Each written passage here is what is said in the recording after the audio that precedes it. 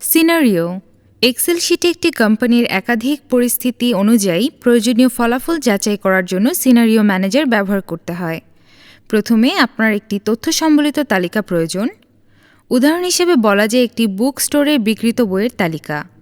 এখানে total number of books 100 এবং percentage sold for highest price 60% দেওয়া আছে।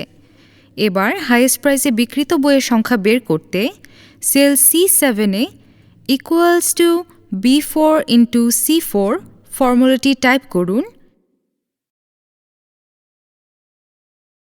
এবং লোয়ার প্রাইসে বিক্রিত বইয়ের সংখ্যা বের করতে সেল C8-এ equals to B4 into 1 minus C4 within bracket ফর্মুলাটি টাইপ করুন।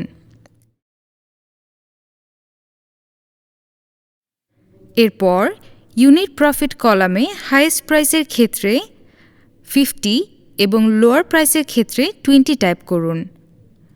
এখন টোটাল প্রফিট বের করতে সেল D10-এ equals to C7 into D7 plus C8 into D8 ফর্মুলাটি টাইপ করুন। এরপর মেনুবার থেকে ডেটা ট্যাব বাটনটি ক্লিক করুন। ডেটা ট্যাবের নিচে হোয়াট ইফ অ্যানালাইসিস বাটনটিতে ক্লিক করুন এবং ড্রপডাউন থেকে সিনারিও ম্যানেজার অপশনটি সিলেক্ট করুন। এবার অ্যাড বাটনটি ক্লিক করুন। অ্যাড সিনারিও ডায়লগ বক্সে সিনারিও নেম হাইয়েস্ট 60% টাইপ করুন।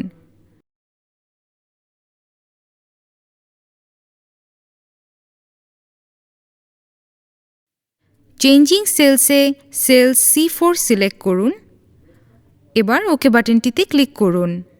সিনারিও ভ্যালুজ বক্সে 0.6 টাইপ করুন। সবশেষে ওকে বাটনটিতে ক্লিক করুন। এভাবে 70%, 80%, 90% এবং 100% অ্যাড করুন।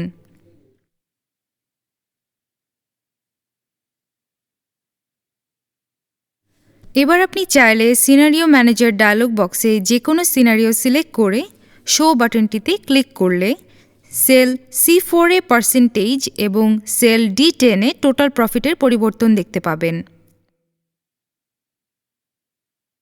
এখন সামারি বাটনটিতে ক্লিক করলে সিনারিও সামারি ডায়লগ বক্সে সিনারিও সামারি অপশনটি সিলেক্ট করুন।